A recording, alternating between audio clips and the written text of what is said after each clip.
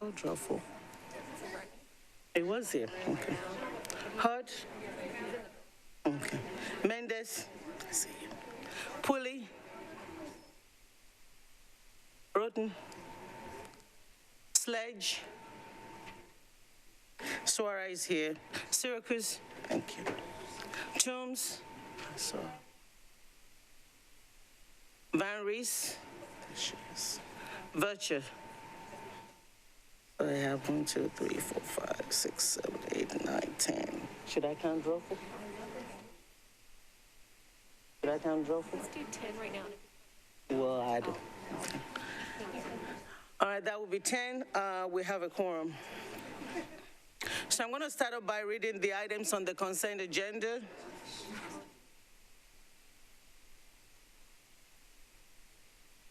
And that will be RS 2022-1483, the Martha O'Brien Center grant, RS 2022-1484, art donation, RS 2022-1485, that is the after grant, RS 2022-1486, NEA grant for food program standards, RS 2022-1487, NEA workshop grant, RS 2022-1489, prenatal enrollment assistance grant, RS 2022-1490, MACC grant, RS 2022-1491, ASMAT preparedness grant amendment, and RS 2022-1495, prison properties agreement amendment. Does anything need to come off the consent agenda? 1444, no ma'am, it's not on consent. Anything else need to come off? All right, so I'll go ahead and read the caption for the consent.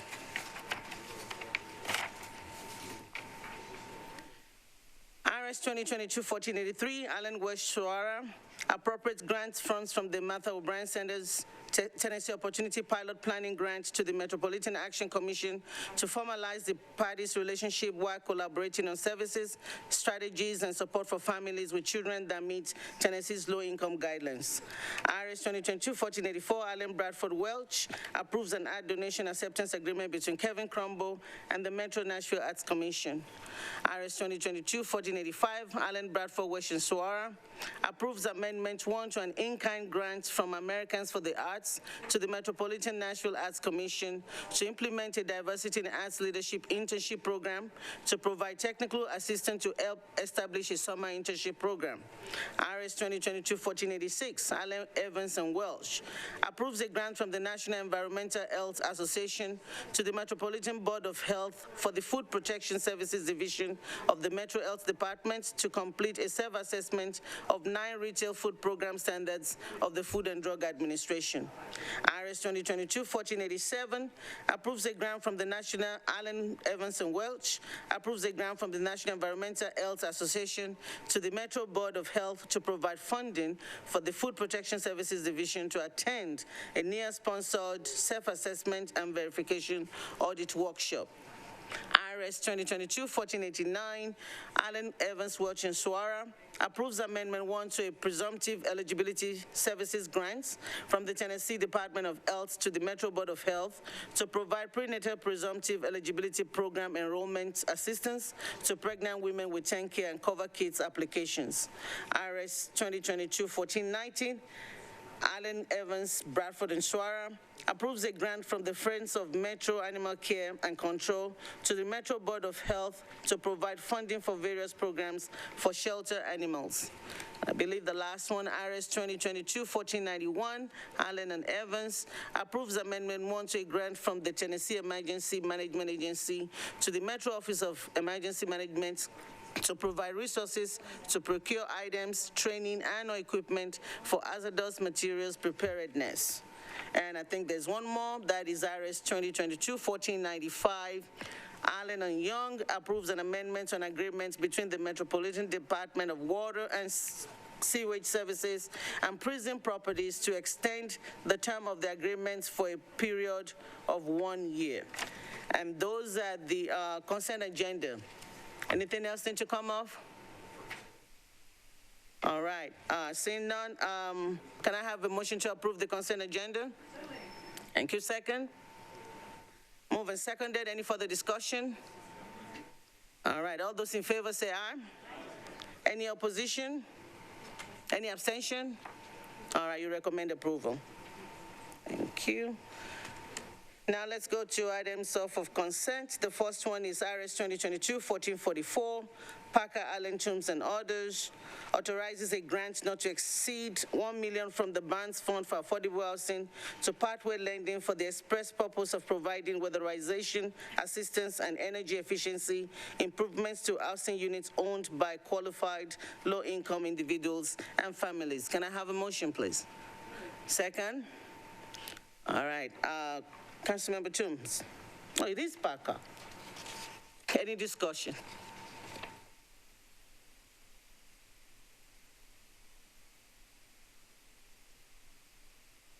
Hold on. Councilmember Oath.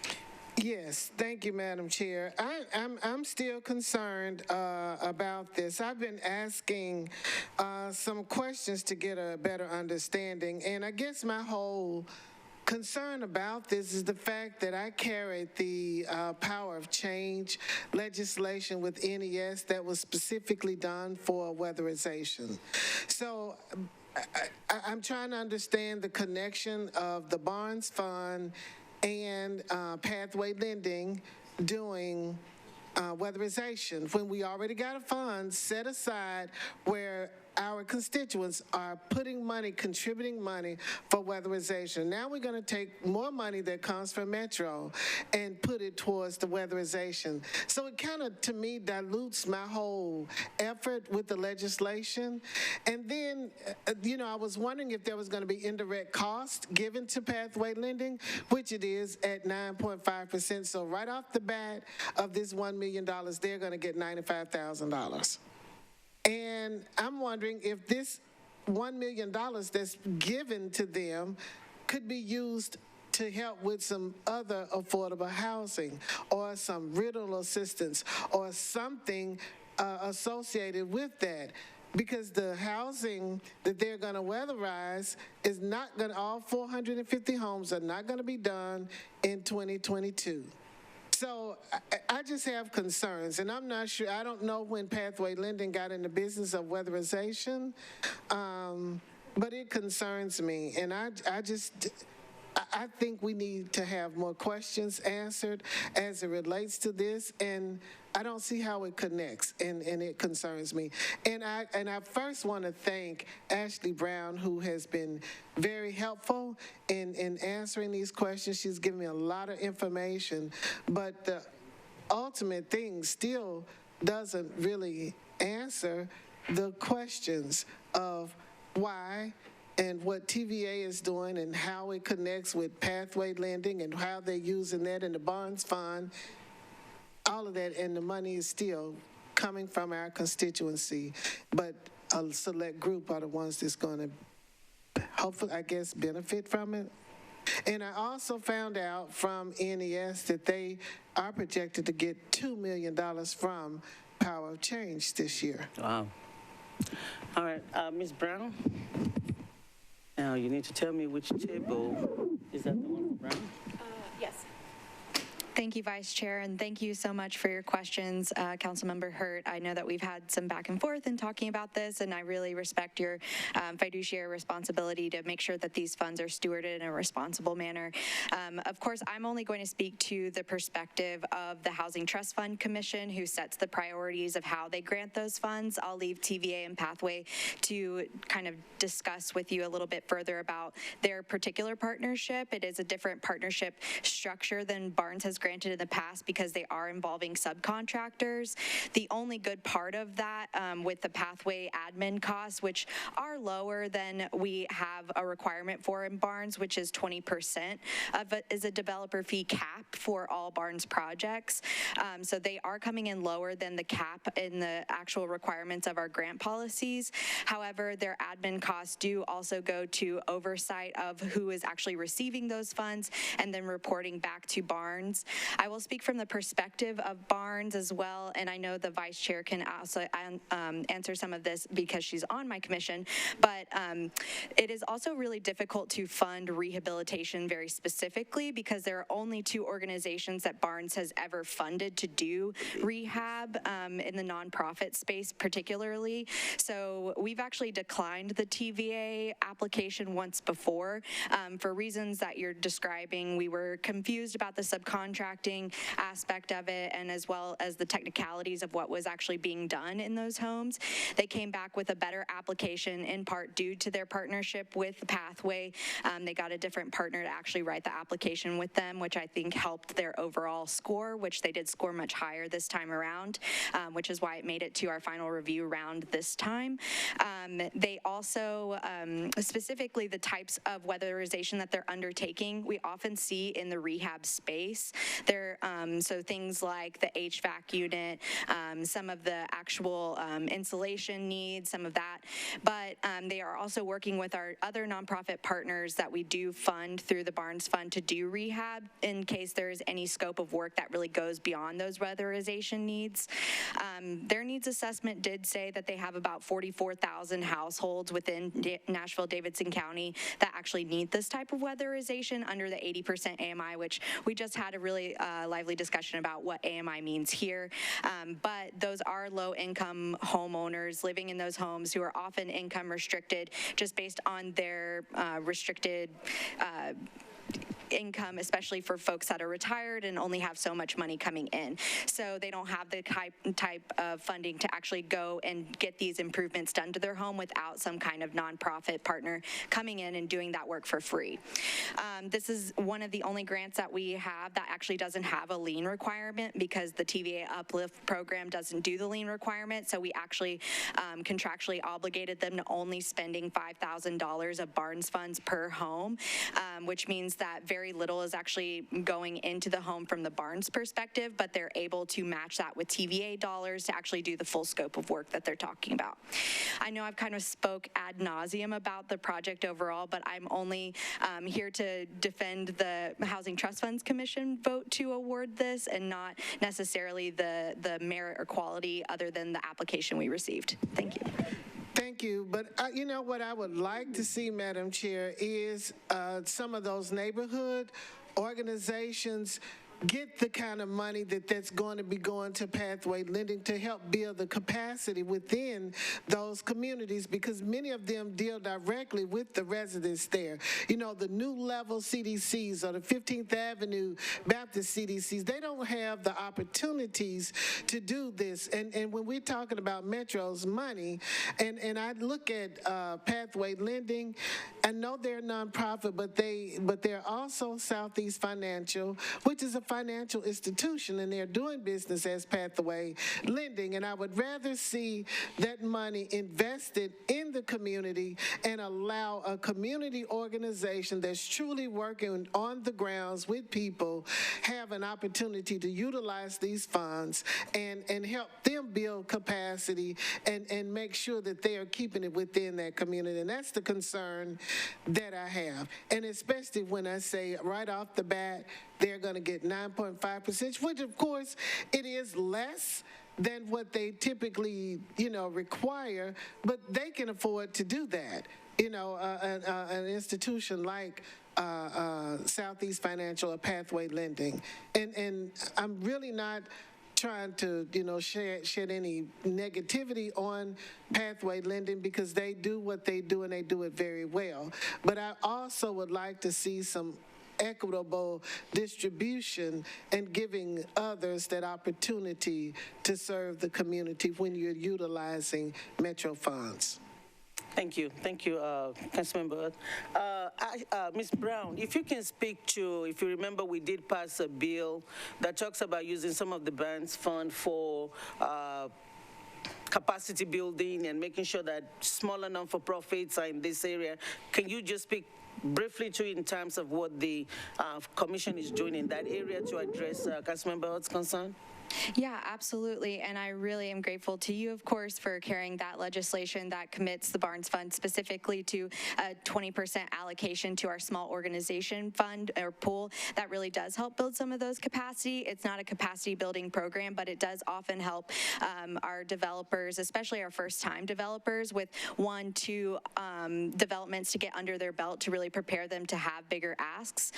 In addition to that, I do also have a monthly meeting with Aron Thompson from Red Academy to discuss what a subsection of the fund might be. We've discussed that at the commission level. We've had Clifton Harris and Aron come and speak to the commission about that and what the capacity building, especially in the contractor and developer space, really looks like, because there's a desperate need for more contractors here. TVA is actually only able to do the program that they're doing because they're bringing in outside contractors. So that is part of the reason that we haven't been able to fund any kind of smaller folks or CDCs to do this, because of the lack of contractors other than doing new construction or for sale homes, especially that's what New Level does specifically. But I definitely agree with you in the fact that I wish there were more folks out there doing this specific type of work, especially rehab, because it's so desperately needed and we don't have as many nonprofit organizations doing that right now. Councilmember. Okay, well, when the neighborhood stabilization program came, it was for acquisition and rehabilitation. So there are some opportunities for there to be subcontractors, and I know you're talking about 20%, but 20% plus the 9.5% indirect, I think 29.5% would be a good thing. So I would like to move for a deferral for us to really talk about this and see how we might be able to use these funds and put it back into the community to serve the entire ecosystem of the community. All right. So there's a motion for deferral. Is there a second? Second. All right. Any discussion on the deferral? All those in favor of the deferral? Aye. Any opposition?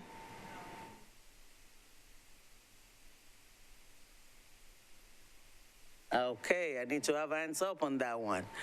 Those that are in favor of the deferral? 1, 2. Those that are opposed? 3, 4. Any abstention? Well, the deferral motion fails. Any further discussion on the bill? Councilmember Allen. Thank you, Madam Chair. We've got one member of the allocation committee here. I mean, well, actually, I guess I was thinking this is ARP, but it's not at all related. It's totally Barnes Fund. Okay, there was other money last week that was related to this. So never mind. I was going to ask for your input on how y'all made this decision, but you've answered the question on how the Barnes Fund made that question. I guess another question would be, is there any, just in case it comes back around, is there any timeliness pressure if there were to be a referral? Thank you for your question. Vice Chair, if it's okay with you, will let Pathway or TVA answer the question about the timeliness of this particular fund, because their fiscal year ends on the 30th of September and begins on October 1st, so it's a little bit different of a timeline. So I'll let Bethany Kitch from TVA speak to that. It's the public. Ms. Bethany, you're recognized. Thank you, and good evening. Thank you for giving me the opportunity to speak today and the opportunity to even have to possibly be able to have these funds for the Home Uplift program. As far as the timeline, right now we are planning for a FY23 push with the Barnes. If we were awarded the Barnes Fund, some things that we were going to move forward with in order to make sure to meet our obligations for the Barnes Fund was having 2 additional energy advisors here in the Nashville area. Also want to note that we would engage more contractors here in the Nashville area. I want you to know that the work that's being done in the homes, the weatherization work, is with local contractors, so we're not bringing them from other parts of the United States or other parts of Tennessee, so they are local contractors, and that money would be going back into your local economy. Councilmember Hoth? Yes. What percentage is going to minority contractors? I do not know that off the top of my head. I would have to get with our program management staff to determine that. And also, what is the number of the percentage of minorities that receive the Barnes Fund? I can't speak to who would actually receive the Barnes Fund. I can speak to our past applications through the Home Uplift program that were awarded. And of course, that is a optional field on our applications. For the applicants who completed that field, 51% are African American. Say that again, please. 51% are African American. That are applicants or awardees? I think the data that I have are applicants. I would have to look to see who was actually awarded. But I know a majority of who has received home uplift upgrades are African American here in the Nashville community. Well, of course, they are the recipients of those services because they are the ones that are in most need of it. But those who are actually doing the work are not African Americans, I would venture to say. Well, I will say that we have partnered with Goodwill of Middle Tennessee. I'm not sure. They're not a nonprofit. No, I'm sorry. So we've partnered with Goodwill of Middle Tennessee, who has a training program to help in underserved communities learn skills in the construction industry, and we are partnering with our QCN to make sure to get those folks hired within our network, and a majority of them have been African American. I just wanted to mention that partnership. Can you get that information to us in terms of the people that are actually doing the work, whether it's the main contractors or subcontractors? I think that would be very crucial. And I will dare say that this has come up a lot in housing conversation, whether the Barnes Fund on this floor. I think we have to be intentional as we get in those grants and as we're looking for people to do the work. So if you get this, you need to make sure that you're looking at that. It cannot just be something that we're just talking about anymore.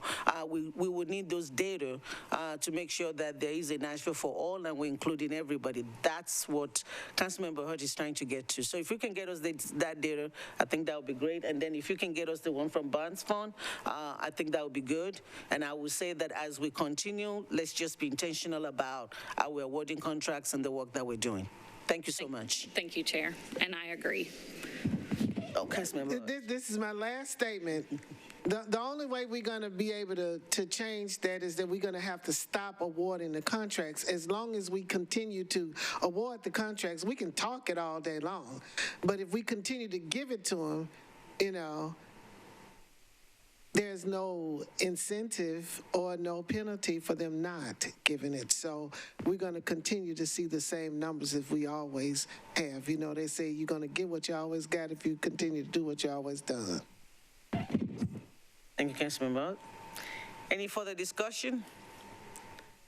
All right, we're ready to vote. All those in favor say aye. Any opposition?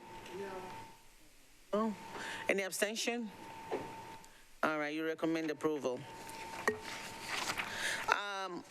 Without any objection, I would like to recommend moving RS 2022-1451 to the end of the agenda, so that way we can take up all the other issues before we get to that.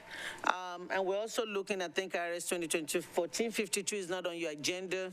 We need to make sure that we've include it, and so we're working on that. So it's missing on your agenda, but both of those, without any objection, we'll ask that we move it to the end of the calendar. Thank you. All right, so next we have RS 2022-1477, sponsors Taylor, Syracuse, and Allen, authorizes a grant not exceeding $50,000 from the undesignated fund balance to the general fund to Music City, Inc., a nonprofit organization for the express purpose of restoring and rehabilitating the ex-lodge. Do I have a motion? Second? Thank you. It's moved and seconded. Any discussion? Councilmember Allen. Thank you, Madam Chair. I know this is a great historic place, and I applaud the opportunity to do restoration on it. Just because I've been involved in lots of discussions about which nonprofits are being funded by Metro, just wanted to make sure that it's clear how this nonprofit was chosen. So one question that I would ask, and I've had a request from other committees, is if it's special because it's part of the convention center, should it also go to that, should we also refer it to that committee? Or if it's because of its historic significance, should it also be referred to the Planning and Historic Committee? Does the administration want to take that? Certainly no objection to either committees weighing in on this. Okay, can I make that request in the committee, or do I have to do that on the floor, or both? Okay, I would ask to refer it to both those committees, because it's not clear necessarily what designation is putting in this position. So are you asking that we consider it and then we ask for it to be referred to the other committees, or are you saying that, what are you? Do we need to defer it in order to make it go to, well, the planning is already met, so it's a resolution, so I think it would require a deferral to do that if there's not a time factor on this. Just some other questions about, I mean, why this nonprofit and not any of the others? I just would like for either the historic. Today. So we'll finish asking that question of, is there a timeliness issue would be the first question. If not, then deferring and re-referring, just to have those other committees consider. Mr. Jameson. Thank you. So the building itself, I know you've read its historic significance. Its deterioration is essentially the roof and plumbing. And so there's obviously some impetus on the part of the owner to get the roof corrected before continued weather events. Whether or not 2 additional weeks would make the difference, I suspect not, but I'm guessing there. Music City, Inc. is a nonprofit that was originated by the NCVC. They are contributing, they are matching this contribution to the amount of $50,000, which we could not call upon or even expect of other nonprofit partners. They volunteered this, and we were very grateful for that. So this is a matching resolution grant on our part, and that's what made them an attractive partner. Gotcha. Okay, that's helpful. Thank you. Councilmember Hood. Again, Madam Chair, with all due respect, we have given nonprofits as much as $15 million for a parking lot. This is a historic designation. It has weathered the storms, the tornadoes, all of these things. It is historic. It is the only nightclub of the era of Jefferson Street that's still standing, of all of those clubs that were there during the heyday of the 1950s and 60s. And $50,000 in order to restore this historic place, I think, is a drop in the bucket compared to what we've done for other nonprofit organizations. And I just find it so disheartening to see us argue over $50,000 when we've given $15 million for a parking lot. And we can go on and on and on of other examples of similar things.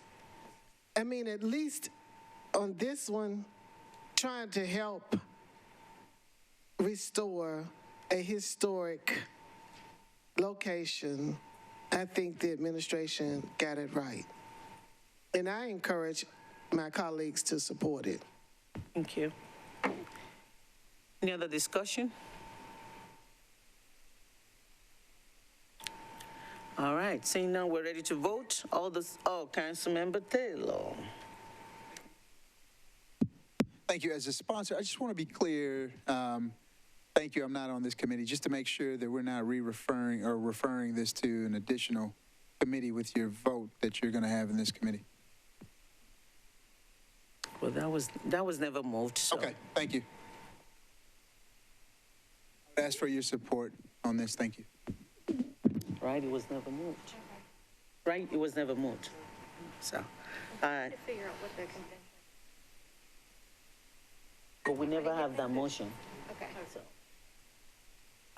So we're back to voting. All those in favor, aye. Those opposed? Any abstention? You recommend approval. Thank you. Next, we have RS 2022-1478, Gamble, Johnston, Allen, and others, approves nonprofit partners for technical assistance, marketing, and outreach to assist underserved small businesses through the Nashville Small Business Recovery Fund. Do I have a motion? Second, thank you. Moved and seconded. Any discussion? Councilmember Allen? Thank you, Madam Chair. Just a math question. If you add up all the amounts that are already determined, they come up to the total. And so I'm just trying to figure out if those ones that are mentioned with the TBD actually get any money, and if so, where does that come from? All right, Councilmember Gamble.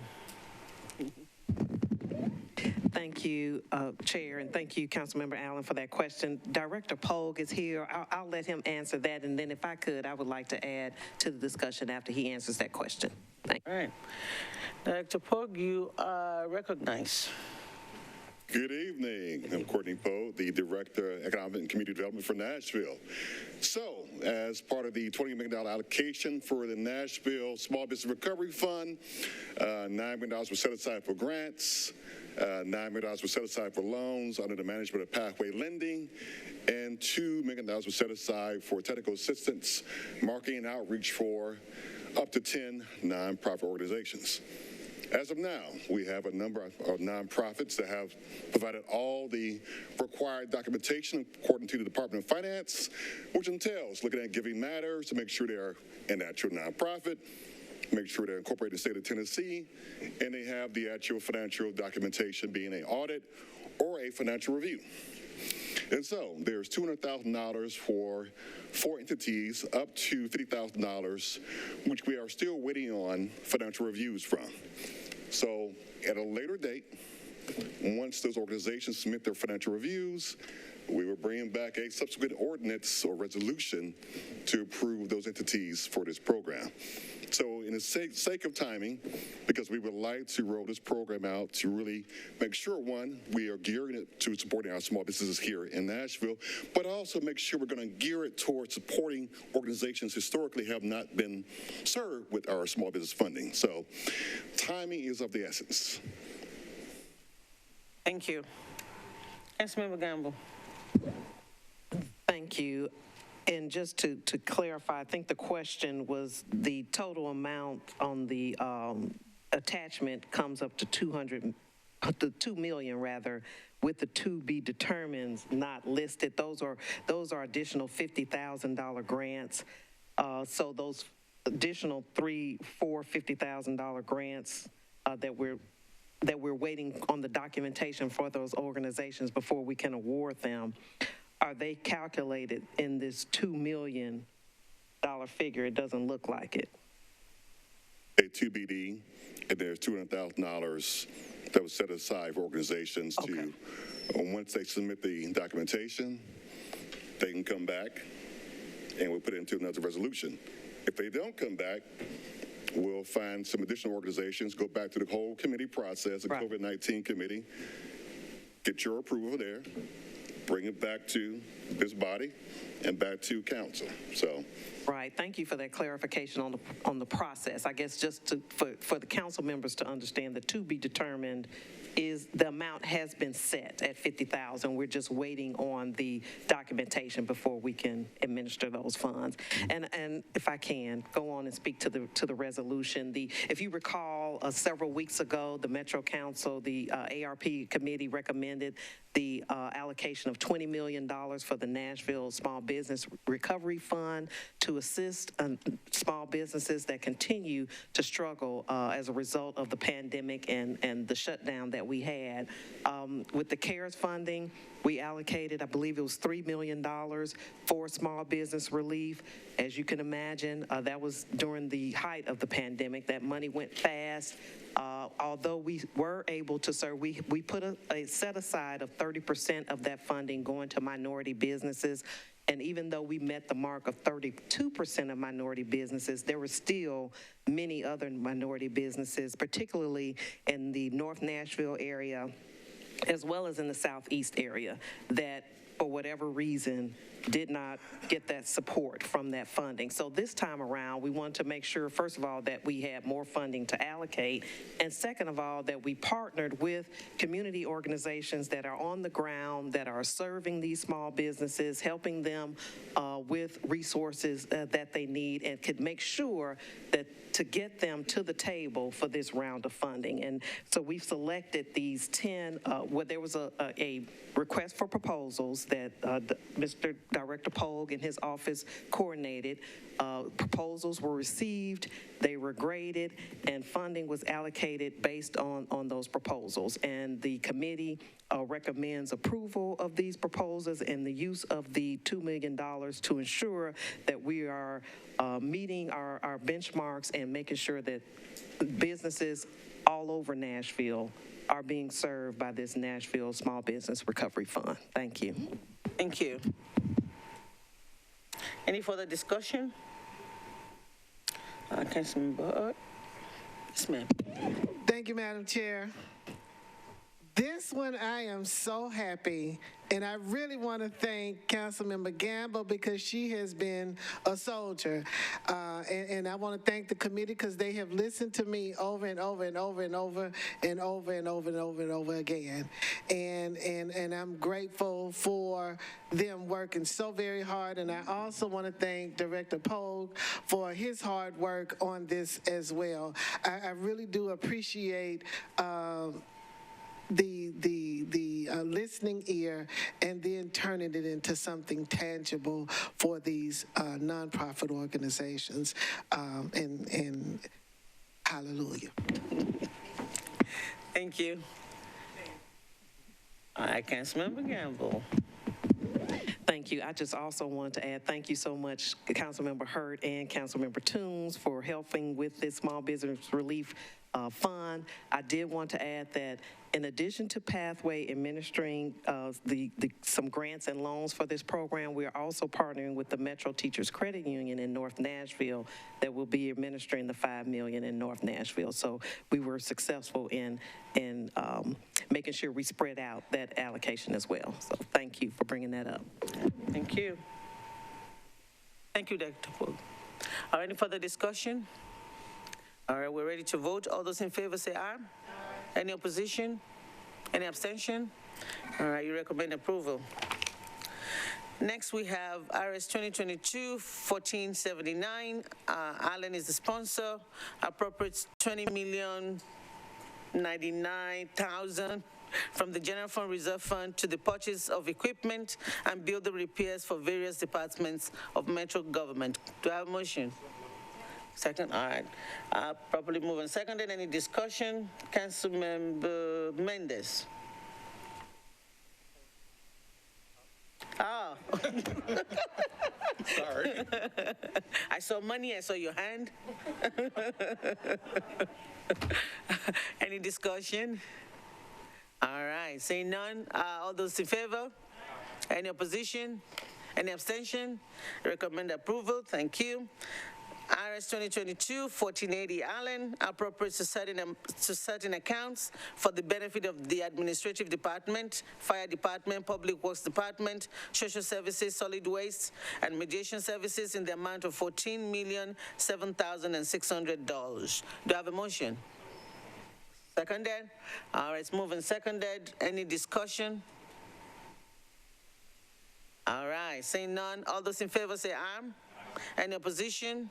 Any abstention? You recommend approval. Next, we have IRS 2022-1481, Allen appropriates to certain accounts for the benefit of the Administrative Department and Office of Fleet Management in the amount of $28 million. Do I have a motion? Second. All right, it's been properly moved and seconded. Any discussion? Oh, me like. All those in favor? Any opposition? Any abstention? You recommend approval. Moving on to IRS 2022-1482, Allen and Hancock approves a contract between the Metro government and governmentjobs.com, doing business as NeoGov, to provide an internet recruitment and applicant tracking systems. Do I have a motion? Seconded? All right, probably move and seconded. Any discussion?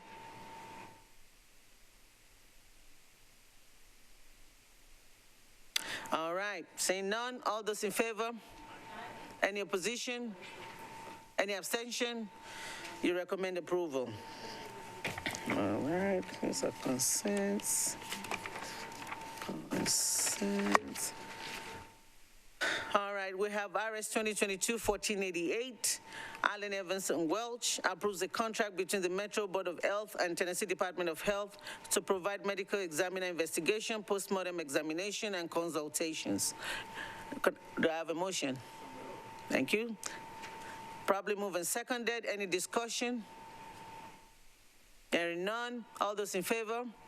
Any opposition? Any abstention? You recommend approval.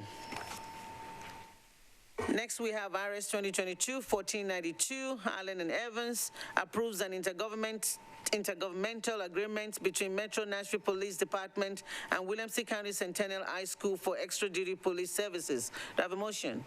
Seconded? All right, probably move and seconded. Any discussion? Councilmember Allen, we want a roll. Thank you, Madam Chair. Just two questions. Number one, this is another county, so that seems different from anything that I've seen. So if someone could just address how we're going outside the county. And then secondly, is this something that our police welcome, the opportunity for extra income, or is this placing a burden on them? Thank you. You recognize, sir. Thank you. Chris Gilder, Commander, Metro Police Department. So this is actually in Davidson County. It is their school's holding their prom. They're looking for extra duty police services there. It's our standard SEU contract that we normally engage in with private and public partners, but because this is another governmental entity, has come through council. And the second question, is this something officers jump on because it's extra income, or is this a burden on them?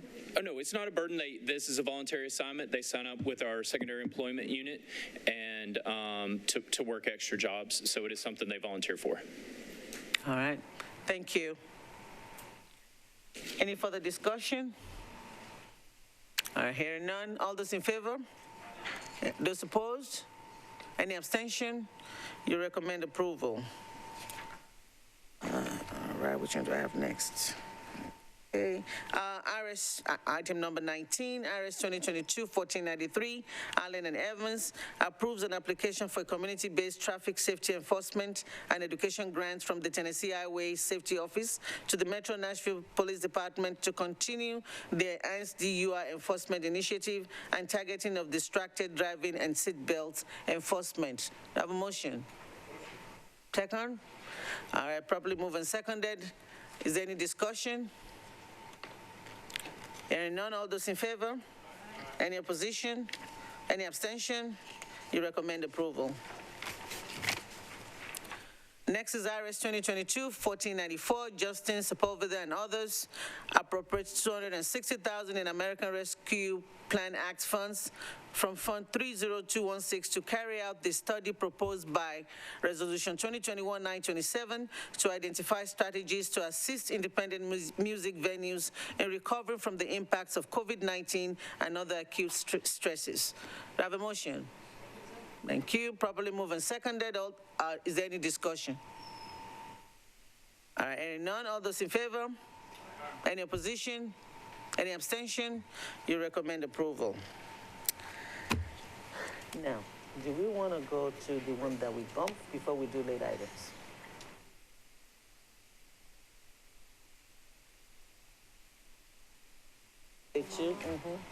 Are we moving into the very end of everything? I thought we were going to. Okay, all right. We'll go to the very end of everything.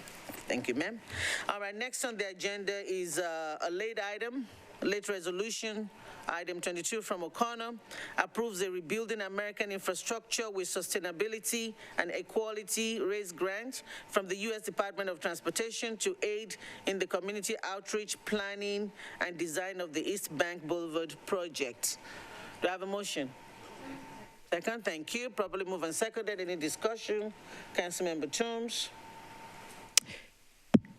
Thank you, Madam Vice Chair. I would like to hear from someone from NDOT. I think this is great, but I know in my district, their connectivity is a huge issue. There's a lot of development going along the West Trinity corridor, and there's been a lot of talk and desire from my constituents for a bridge connecting the Haynes Trinity Bordeaux area to downtown. And so wanting to know if there's going to be any focus on areas other than the East Bank in terms of connectivity and potential bridges. Thank you. You're recognized. Good evening, Diana Alarcon, Director over Transportation and Multimodal Infrastructure. In this case, for the RAISE grant, it is going to be focusing strictly on East Bank and the potential of expanding just a little bit further to the north to connect to Dickerson, and as well as a potential opportunity of building a bridge that would connect over to Napier on the south. So in this particular case, this is only going to be looking in that particular corridor. But we certainly can take a look at some other opportunities down the road because there's a lot of great infrastructure grants moving forward. Councilmember Jones, are you okay? Councilmember Mendez. Thanks. Again, reading fast as I got back to town earlier. So this has it's a $5 million grant with a $5 million match. Is that right? It's $4 million match. I think it's a $4 million match. $4 million match? All right, so $5 million grant with a $4 million match. Having had 37 minutes to reflect on this after reading it, I have mixed feelings because on the one hand, we do need to study the East Bank and whatever, if something happens over there, it needs to be well thought out.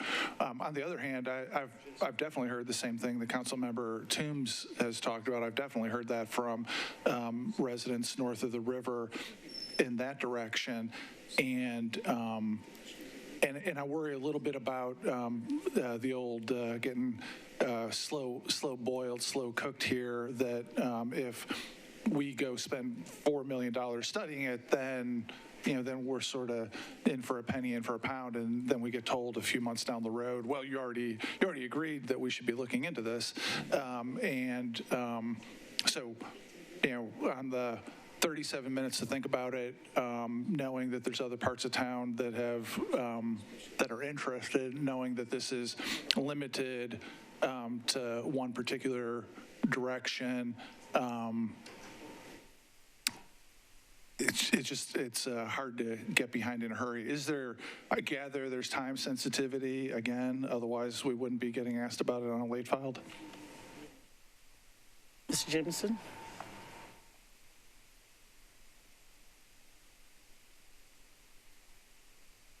It's on. Oh, admin table. This is 100 pages in your amendments packet, and we apologize for that. It is a massive grant application. Just the application alone was 86 pages. While we were gearing up for it, it was not clear if the state would be applying or us. We certainly did not want to be in competition with them. So we were doing everything we could to be ready, but to wait for the state to go forward or for us to go forward. So it had a bit of a chronology conundrum for us. There is a provision in the code that says when you apply for a grant of a certain size, go to council first for application permission. But in certain circumstances where timing is a problem, you can apply first and then come back and get permission. And the application does make clear that it's contingent upon council review and approval. So all of that to say, if the will of the body was to defer, the application is in. It is a late file. That was the best we could do to be commensurate, but that would be, it would not cause timing concerns because, again, the application is in. I hope that answers your question. So, yes, there's time pressure. But theoretically, well, not theoretically, it would come back before the council to approve receiving the grant. Mr. Jameson, while I got you, is the Envision Napier planning connected with, it seems like all the work around Envision Napier would run like 100 miles an hour head on into bridge into Napier. So what level of engagement, coordination has happened there in that vector? No, very good question. And Councilman O'Connell, I could not be here at the time, raised exactly that concern. Also, activation of KVB. Diana Alarcon heard him, and in the application, part of the study, and this again is just a planning grant, but two of the specific study angles are with respect to what are the risks of gentrification at Napier? How can those be precluded? What are the affordable and workforce housing aspects that could be incorporated to preclude that? Also, how do we maintain KVB as an activated route? I might, if with your indulgence, call upon Ms. Alarcon to comment further on how that's being coordinated. Thank you very much, Mr. Jameson. You did a great job explaining that. So this is going to require some very intense planning with the community, and that is built into and that's why it's a planning grant. There's specific environmental and social justice that we must go through as part of the grant application that will include all of that and be inclusive. So it's looking at everything, including what's also on the East Bank right now. We have the Cadence Master Plan that we need to be inclusive of as well. So it's taking that holistic look and doing the feasibility of how it would land, what it would look like if it does work, what the mitigation would be, and that's what we would have to do in collaboration with the community 100%. So thank you. Thanks. Well, I'll listen to the rest of this. I will say it's at least more details than the global mall purchase, so that's a plus. Mr. Jameson, did I hear you say that the application is already submitted? Correct. So the feds have deadlines that are unmovable, and so the Metro Code, I think it's 504, don't quote me on that, says in those instances where there's just not time to get the approval and then submit the grant contingent upon the council's subsequent review and approval. And if the council were to deny approval, then the grant is off. But there is that chronology option. So if it's disapproved, then you pull the application? Correct. Okay. Because I was wondering why we didn't approve it. Thank you. Any further discussion? All right, hearing none, all those in favor say aye. Any opposition? Any abstention? All right, thank you. You recommend approval. One abstention. Two.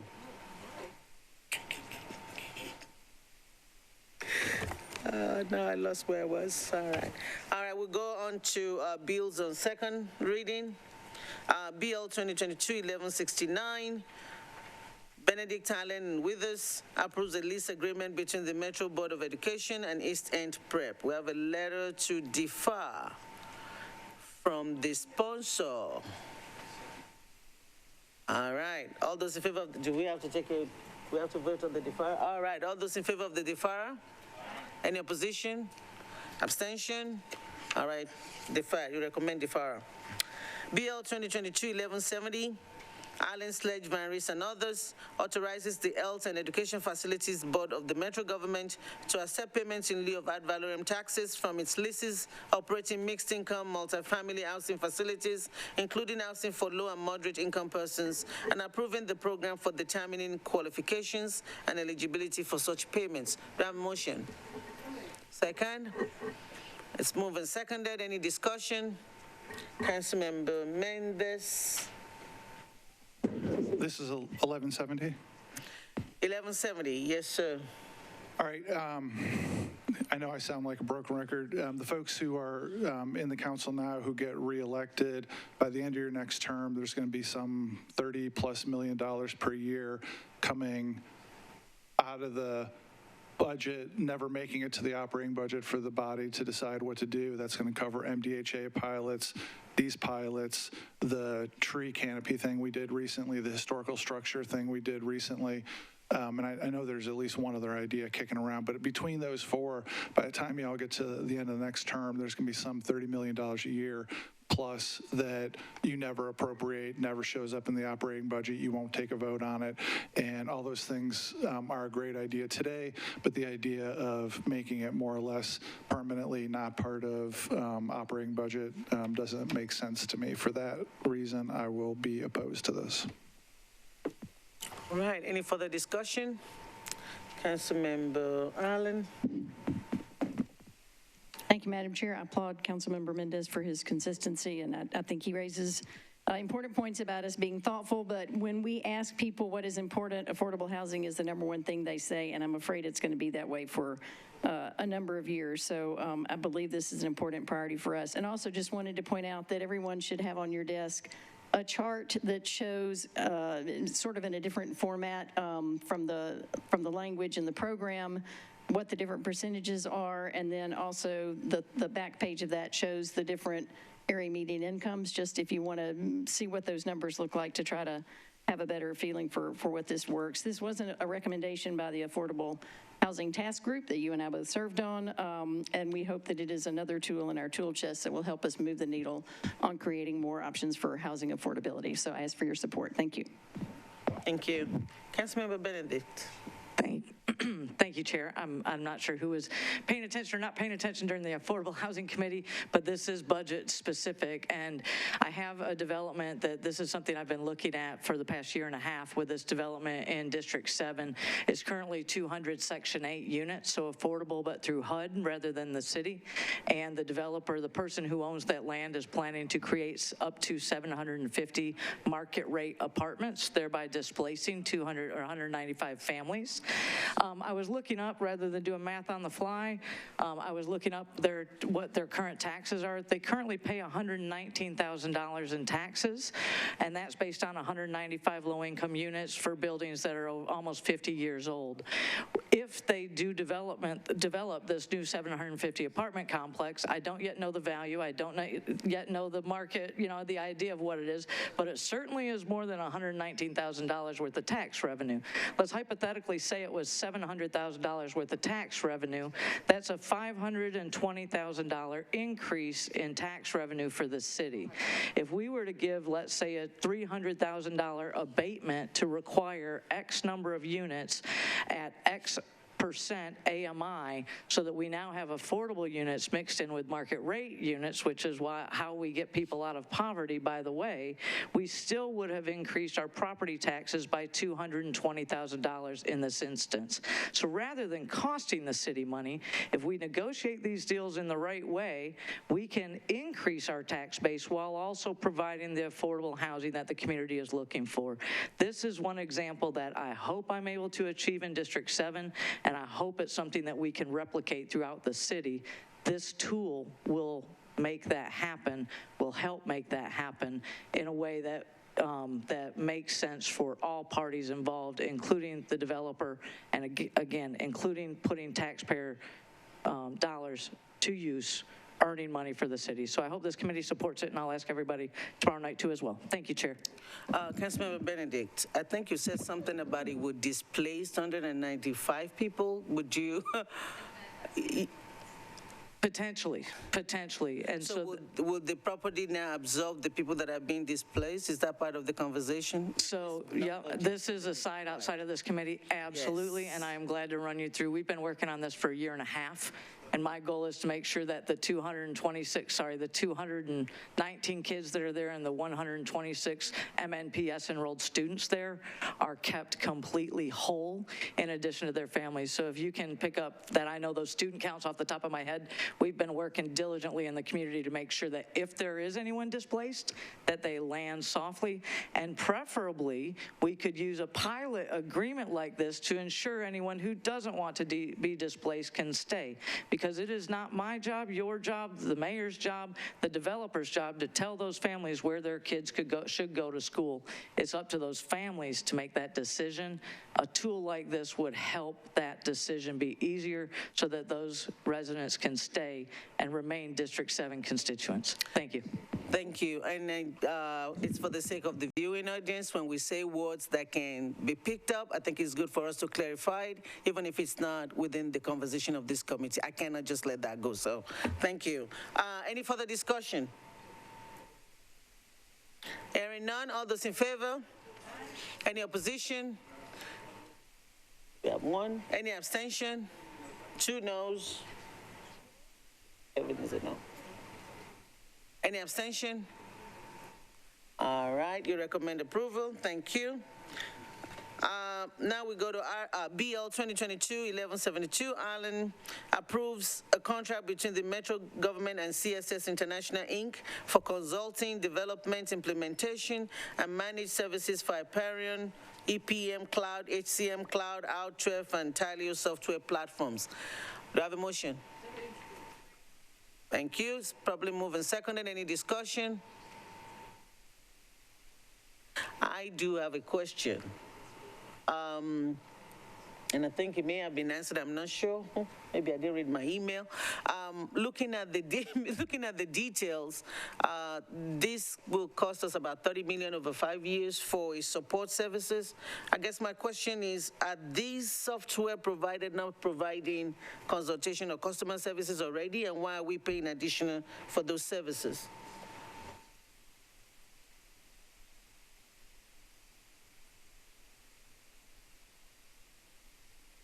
You recognize? Thank you, ma'am. Yes, Dawn Clark from ITS.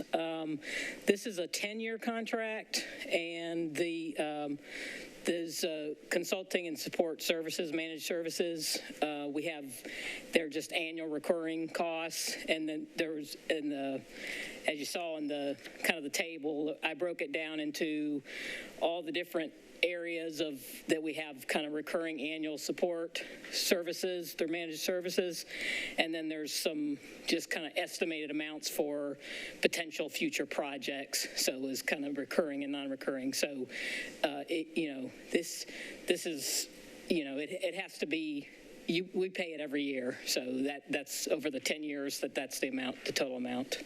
So is this in addition to the customer services provided by the software? Is it a require? I'm just trying to This is a support vendor. No, we have the support, the license and support on the software itself. We pay to a different vendor through, Mythics and Oracle for that. And this is just the kind of the consulting services for managed services to help to support our end users. So what we pay for those software does not cover this?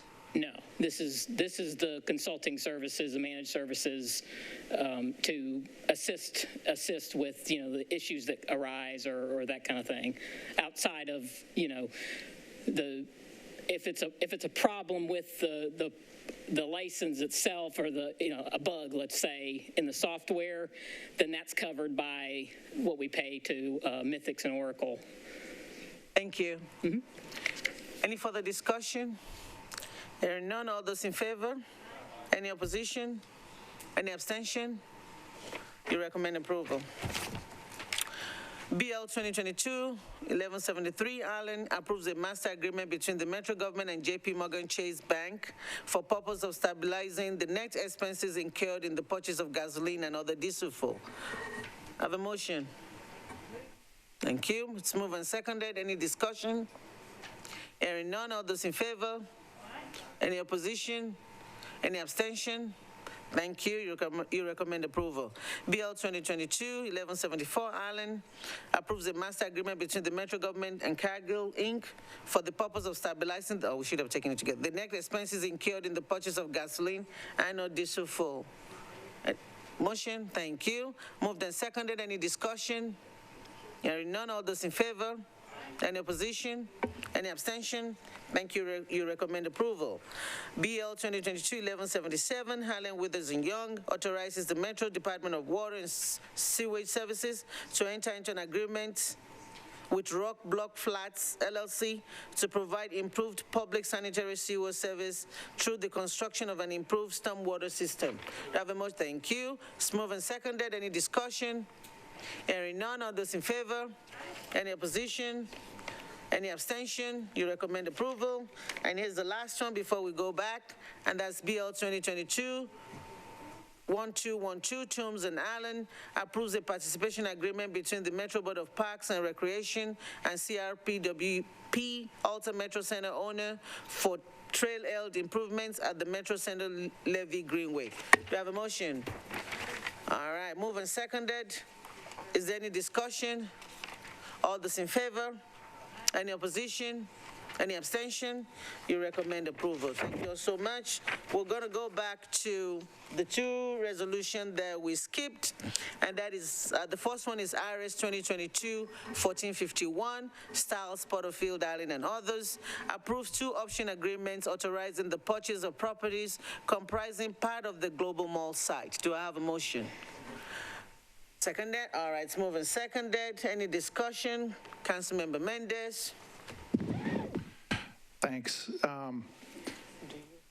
So we got information from the administration on Wednesday. That was the appraisals. On Friday, the property assessment reports. And then today we got a lengthy package of materials around noon. And you know, whether, well, none of us have had a lot of time to review that. I interpret the pitch is basically, let's spend $44 million on this purchase immediately, and we promise to do something cool with the property. I'm going to listen to the rest of the debate, but I'm going to be a no for now.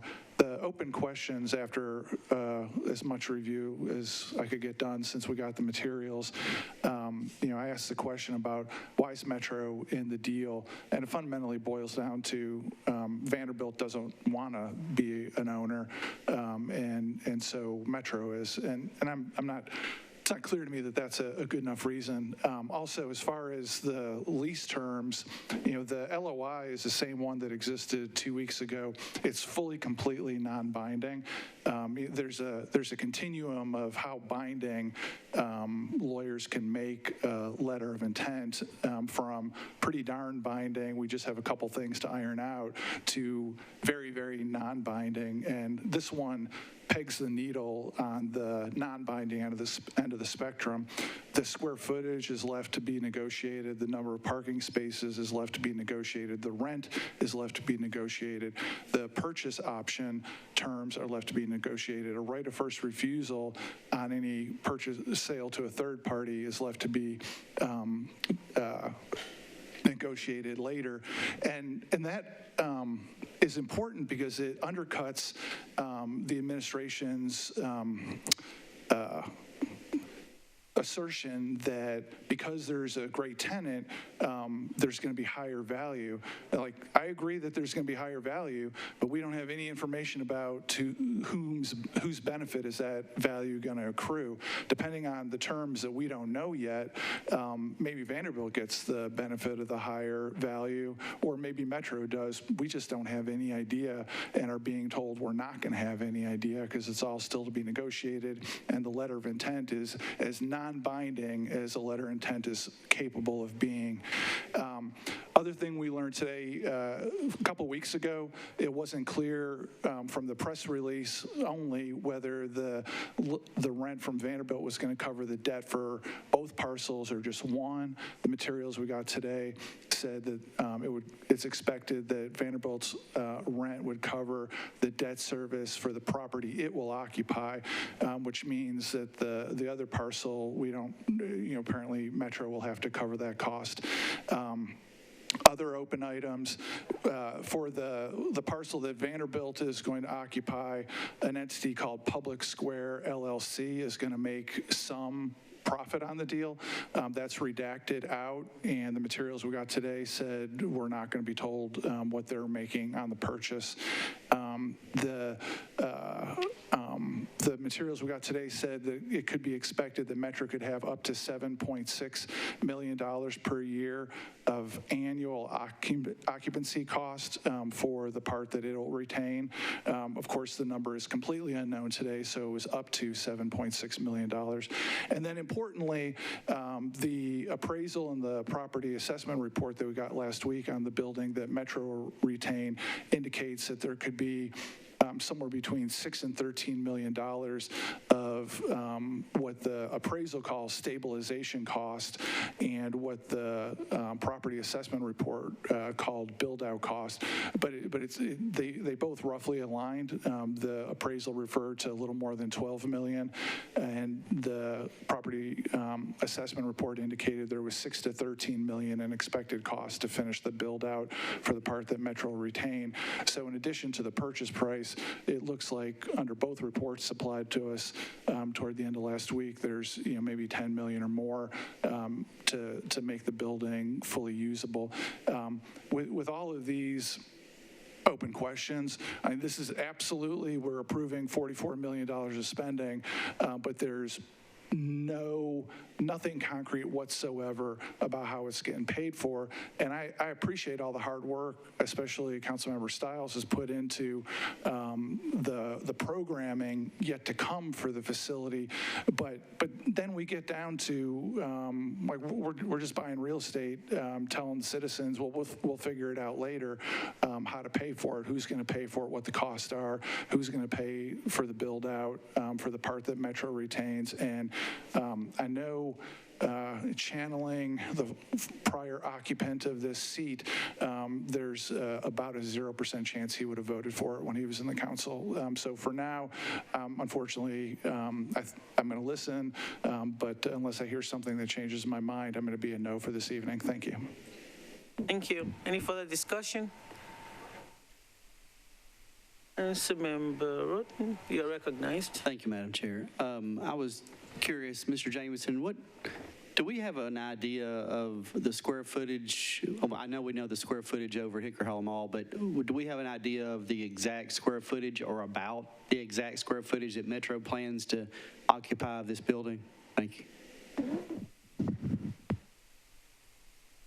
The mall itself is about 650,000 square feet, and the Bridgestone building is about 168,000 square feet. We're looking at documents, some of which date back to the 70s, and we're a little less precise, but I would give or take 5,000 on either of those estimates. That's the square footage total.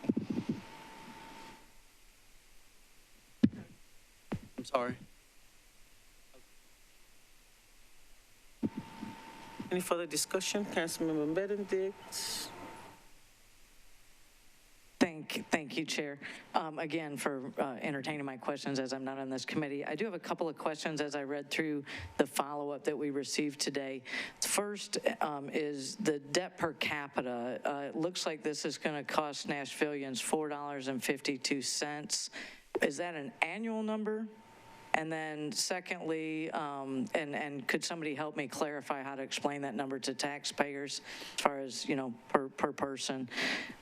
If it's $4.50 per year, hey, right? That's one thing. If it's $4.52 per month or per tax revenue, percent value, et cetera. The other question I have for the administration is that will we pick up additional property taxes as the result of this? And then can we put together a profit sharing agreement of any sort? so that whoever makes the profits on this, Nashville could get a part of that rather than just a flat lease rate or a lease rate plus a part of that. Just, I don't mean to negotiate a whole new deal. These are just some questions that have come to mind as I look through this. Thank you, Chair. Thank you, Councilmember Benedict. So the materials you got today re-included the letter from Michelle Bosch from March 25th that went through the debt structure. That's an annual cost. Then she compares it to what is the total debt increase, and it's a total debt increase of 0.012%. But that is an annual incurred cost. The tax receipts will, of course, depend upon the uses. To the extent there's a commercial use, then clearly there will be a tax implication. If Metro uses it or a nonprofit uses it, then it's not going to generate a property tax per se. And can you confirm Vanderbilt's a nonprofit, is that right? Correct. And Chair, I just have one more question I'm trying to get to here. In order to delay this, there's a $500,000 penalty is what I understood, but elsewhere in that Q&A, I saw a $250,000 penalty. I guess that's a really round number, so it makes me think that that's not affiliated with any particular direct cost. Can somebody help substantiate what's going to cost, on the other party, not Metro? What does $500,000 cover if this is delayed? So again, we're stepping into an option agreement that the current option holder owns, the purchase agreement, the purchase and sale agreement. We would be stepping into the option that others hold on that. That deal has a closing date that can be extended up to 2 times at a pop of $250,000 each. So full extension all the way through June, and you're looking at $500,000. So that's one of the reasons for the bit of the time crunch here.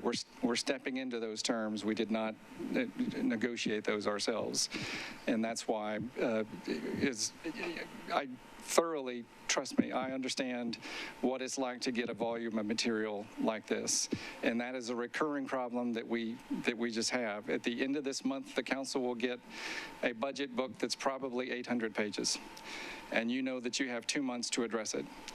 And I feel for you, the mayor feels for you, the administration feels for you. We just have charter deadlines that speak to this. On capital spending plans like this, I know it's a lot and a lot to get through quickly, but it's pretty much in keeping with our turnaround on capital spending plans in the past. You did one in December in 35 days. Before that, you did one in 2 weeks. So this is within that. It's a lot, and it's a lot of hard work being a council member, and there's no doubt about what is on your plate. In this instance, not only do we have that cycle to step into, but again, the terms that we're stepping into with the current negotiation, the previous negotiations on the options that we're trying to buy, if that makes sense. Thank you. And Chair, I thought I had one more. I have one more follow-up, and I just want to say my wife appreciates that you spoke to the workload. I'm good. But so you mentioned, and I think it's more of a statement that, and it said in the document, this is consistent with the timelines. You just mentioned 2 different timelines where we've done things as fast as or faster. I think that just because it's consistent with doesn't necessarily mean it's an acceptable amount of time, especially when we've had potentially weeks and weeks and weeks and potentially months.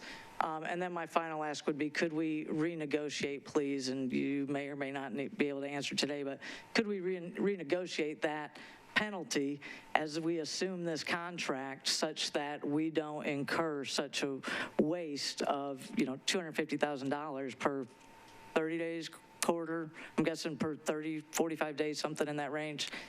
If we could renegotiate that and give this body a little bit more time, I think that if this does get approved, and I'm supportive of the overall idea, I just have these questions. If this gets approved, we've had more time to vet it out and make sure it's the right thing with, again, $4.52 per year flat. Is that what I understood? So, and thank you, and Chair, I'm going to end there. Thank you. And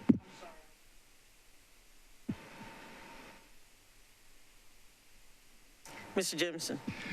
And not to belabor the point, but the turnaround time for previous capital spending plans are for capital spending plans exponentially larger than this by a factor of 10 or 12. I get that there's never enough time. I totally hear you, and given the deadlines that we have, both in the charter, the code, and in contracts that we're stepping into, it's just putting a ton of work on council members' plates, and we are greatly appreciative of that. We don't see any other way to proceed. In terms of renegotiating the costs of extending this, keep in mind those were originally negotiated by true private parties that may or may not have any interest whatsoever in coming back to that table and negotiating it and then handing it to us. Getting that done before the terms at the end period expire, I don't see any way around that provision. So I hope I've answered your question. I see Councilor Stiles is eager to add to that answer, Chair. Councilor Stiles, if you let me get Councilmember Ott, and then you can address it together. She can? Okay. All right, sponsor. She said she will let you speak first. Councilmember Stiles. Thank you, Chair. And I appreciate everyone's comments, everyone's questions. Trust me, I understand this feels very unique and it feels pressurized. I would like to stress this is for a good cause. As many concerns as you may have, I would ask you to consider what the community benefits from us doing this deal. And the first thing that I'm going to say to you is that we get the things that the community has already expressed that they want. We're talking about green space. We're talking about co-working spaces, nonprofit co-working spaces, activities for youth. Those are things that if Metro owns this facility, we can control. If Vanderbilt rather wanted to purchase them all on its own, we would have no say. And it would be that the meetings that we had previously meant nothing at all. This vote means a vote not only for the Southeast, again, it is a vote for the entirety of the city. So I would ask that you would vote yes. Thank you, Chair. Thank you. Councilmember Ott. Okay, so thank you, Madam Chair. I've got a couple of things that I want to say in terms of how I recall being on a committee with Dr. David Satcher when he was in negotiations about the merger. And one of the things that he talked about is how this really wasn't an issue for Vanderbilt, because Vanderbilt basically does not want patients who are uninsured or underinsured. And that resonated with me then, and it does now. And I served as chair of a community advisory board for REACH 2010 for about 8 years. And the one thing we found out there is the access to health care was the problem. And when you speak of this, to me, it's a double sword, because people in the brown and black communities need access to health care. And I don't think that Vanderbilt is going to serve those who are uninsured and underinsured. We have neighborhood centers that are federally accredited and approved, like Matthew Walker, Neighborhood Health, Nashville General Hospital, that I think will be negatively impacted if this takes place. So my question is what would be the impact, the negative impact on those neighborhood health facilities with this proposal? Thank you. Mr. Jameson? Thank you, Councilor Hurt. Vanderbilt University Medical Center is the largest provider of health care for underinsured and uninsured Nashvillians, period, by a large, large margin. There are representatives from Vanderbilt in the back, including Mr. Matt Scanlon, Mr. Mark Carver, that will underscore that. But they have maintained their societal obligations, their duties to Nashvillians in terms of providing free access to health care unequivocally. Unequivocally. They have also partnered with with Meharry in other instances, and I believe have indicated their willingness to continue doing so here. In Council Lady Stiles, I think half dozen community meetings just dedicated to what are the community needs. Access to health care was significant. And not just access to health care by the immediate surrounding community, but the staff and workers at Vanderbilt Medical Center that have to drive in downtown that now have the option of driving into a more convenient location. In addition to the jobs created, I think it's most important to underscore Vanderbilt's commitment to provision of free health care to those that can't afford it. When you have provision of treatment at Vanderbilt, they, at a baseline, will not assess charges that would exceed those that are provided to insured patients that get them by virtue of collective bargaining, meaning that they have an average deduction rate of nearly 70%, 69 point something percent, which is a pretty remarkable and obviously beneficial figure to frankly be proud of. And it is part and parcel of why we're eager to engage them at this facility, in addition to the reasons that Council Lady Stiles, and she has her hand up, to do a better job describing what her community has requested than I do. But I just wanted to make that point. So, again, my question is, how does it negatively impact those neighborhood health facilities? Now, I understand that Vanderbilt may spend more money, but percentage-wise, I'm sure they don't serve 90% of their patients are the underserved and uninsured and underinsured, as it is with Matthew Walker or Neighborhood Health or Nashville General Hospital.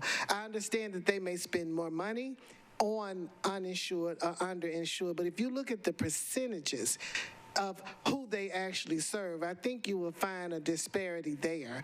And I want to know, how is it going to negatively impact those neighborhood facilities?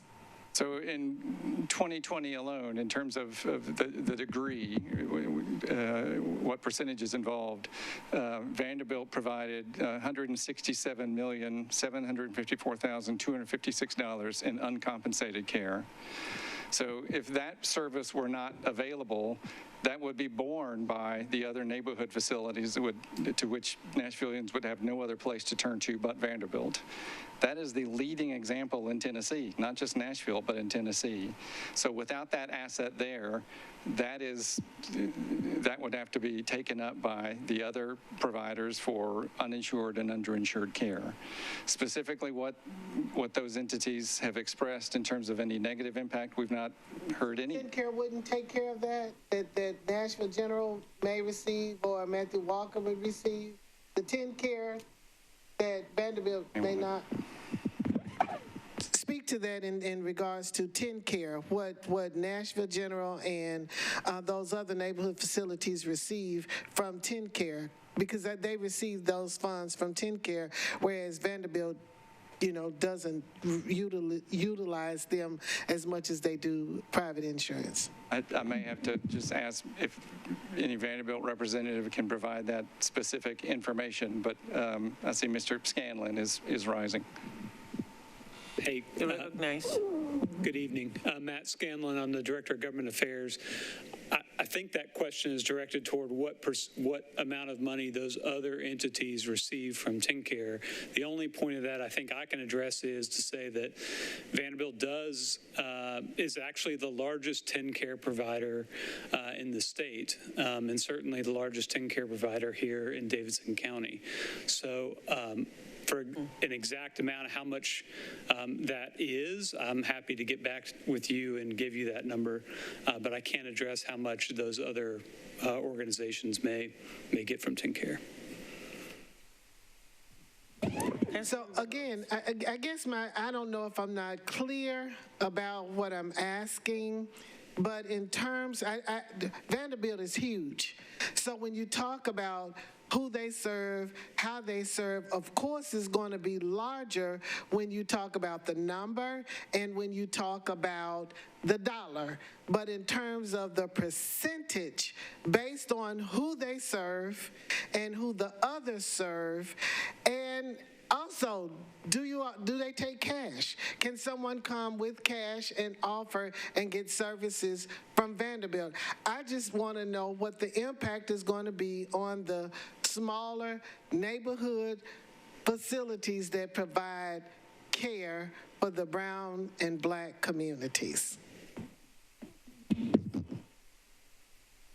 Councilmember Styles. Am I on? Okay. Thank you, Chair. If I may address some of what Councilmember Hurt is asking, in our area, we have Salome Health that is helping many of the individuals in that exact population. And so this is not going to be a detriment. I think there's room for partnership here with Salome, with our other medical providers. We don't have Matthew Walker out in the Southeast, so this has been an opportunity and will continue to be a bridge for not only individuals that have insurance and can pay, but also for individuals that can't. No one is being left out. We also have another clinic, we have a Meharry clinic in the Southeast that's also serving individuals. So I don't think this is a matter of competition. I think this is an opportunity of collaboration. Councilmember Mendez. Thank you, Councilmember Stubbs. Thanks. I just wanted to briefly address one point that Mr. Jameson made in response to somebody else. Respectfully, please don't flip the stress of the situation onto us. We'll do the work. We're sitting here at 7:20. The previous committee went, 45 minutes late. The lack of information is not on us. This isn't sure, we've dealt with bigger capital spending plans in terms of dollars, but typically with items in the capital spending plan, we don't get handed reports that say the operating costs could be $7.6 million per year, that it costs $6 to $13 million to finish the build out in one of the buildings, that there's an unknown cost to update and improve the parking, which the reports say is needed, an unknown cost for what the debt service on the Metro retained building is, and unknown lease terms on the other piece of the building. It's just trust us on all the details will work out is a little out of the ordinary for items that we see in a capital spending plan, and that's not on us. Thank you. Thank you. Any further discussion? Councilmember Allen. Thank you, Madam Chair. I'll just add real quickly, I work close to 100 Oaks, and I've seen what having Vanderbilt in that area did in terms of transformation. When my office first got there was one place to go eat, and now there are many, many, many. It has definitely had a vibrant effect on the entire economy of the area around it, which is great. The one thing that I think would be different here is the statements that have been made about Metro owning the property. Is what I'm seeing now happen in 100 Oaks is we've hit that wonderful sweet spot of diversity to now all of a sudden my favorite birdseed place and Monell's have been shut down because they can't afford the rent because that area's been discovered and it's being gentrified. Whereas if we do have some control over some spaces so that we can protect what happens for the areas that are co-working, that provides, I think, a more optimal situation of being able to improve the economy and bring stuff there and yet still be able to provide some ability for Metro to contain what rents are available to the nonprofits and community groups that may want to continue to operate in that. So to me, I understand the concerns about needing more assurance, and if there's someone from Vanderbilt that can address the questions about their intent, or if there's another way to make the letter of intent more certain to us, that seems to be a concern that's been then brought up here.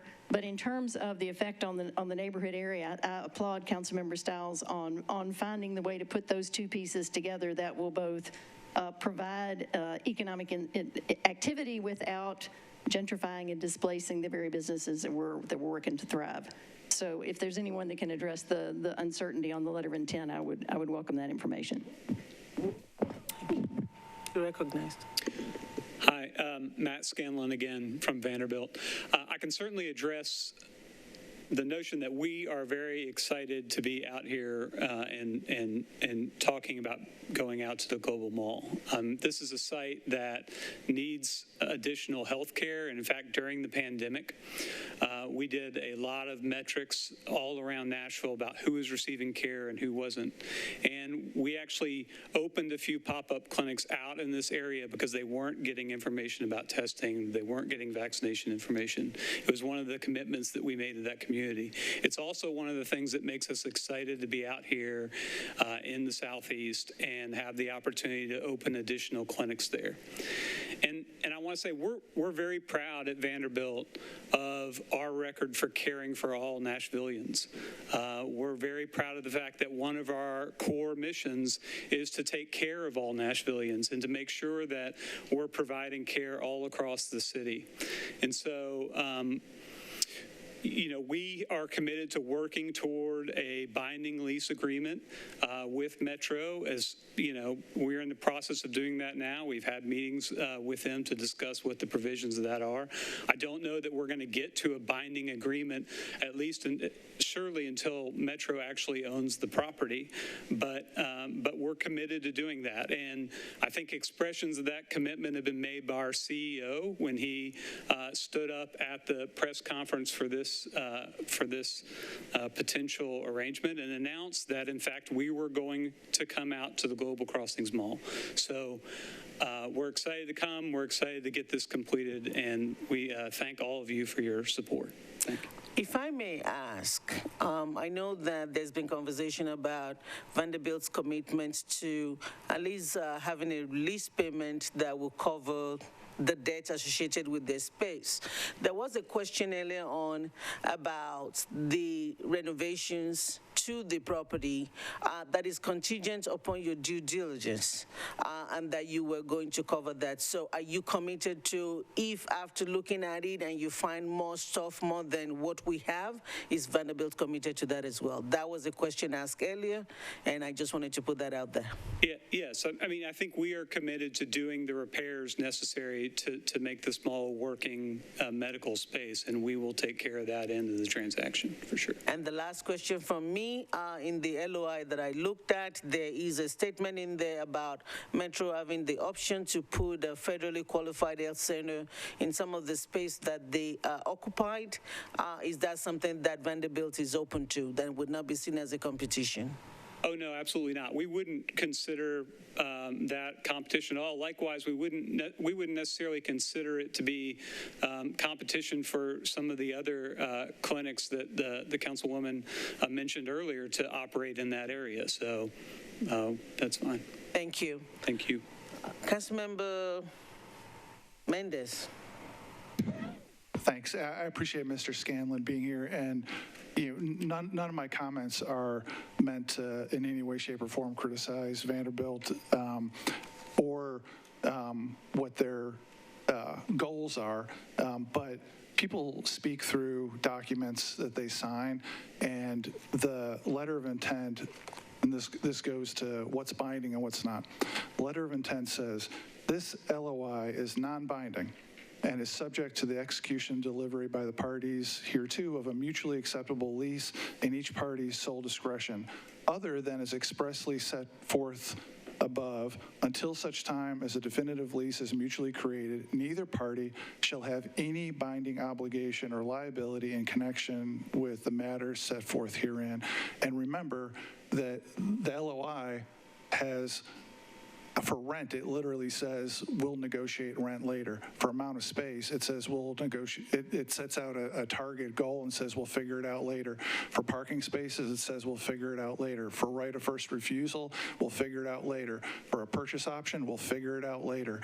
And so I respect their intentions, but the legal document is as non-binding an LOI as you can have, and Mr. Cross was clear when we were here 2 weeks ago that there's no way we'd have a binding document by now, and that's what the materials that got sent to us say. And so like, make no mistake, if we vote for it, like, the pitch is you really like it as a real estate deal. Like, we're in the land business. We're going to have a $44 million asset, and we'll figure it out later. And if that's the policy position, then I respect anybody who votes that way. But don't, like, right now, there's no commitment. That's what the LOI says. Thank you. Councilmember Ott. Thank you, Madam Chair. So it's not competition that I see, but more or less push out. I recall being at Meharry and having good insurance, but when people had that insurance and could go to Vanderbilt and Baptist, they chose to go there as opposed to going to Nashville General. Or formerly Hubbard Hospital.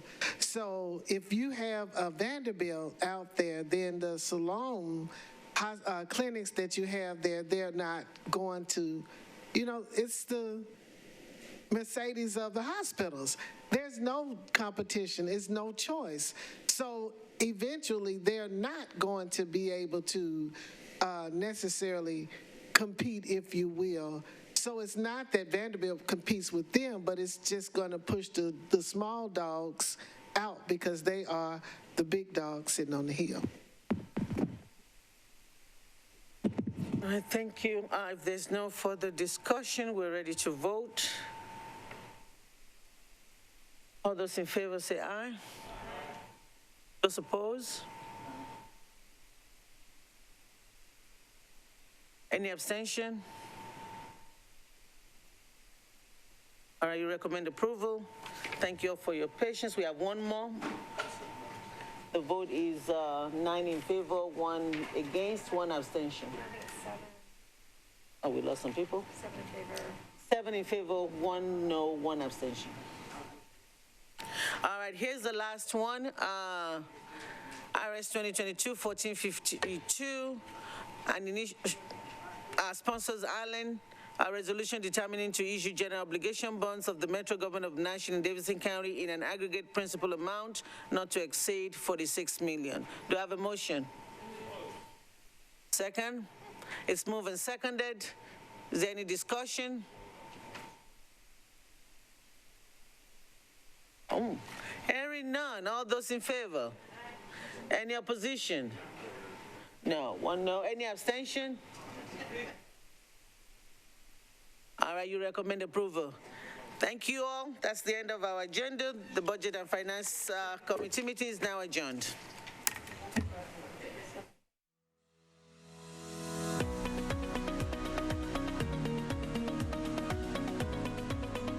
This has been a service of the Metro Nashville Network. If you would like to see this presentation again, or for more information on this and other programs, visit nashville.gov.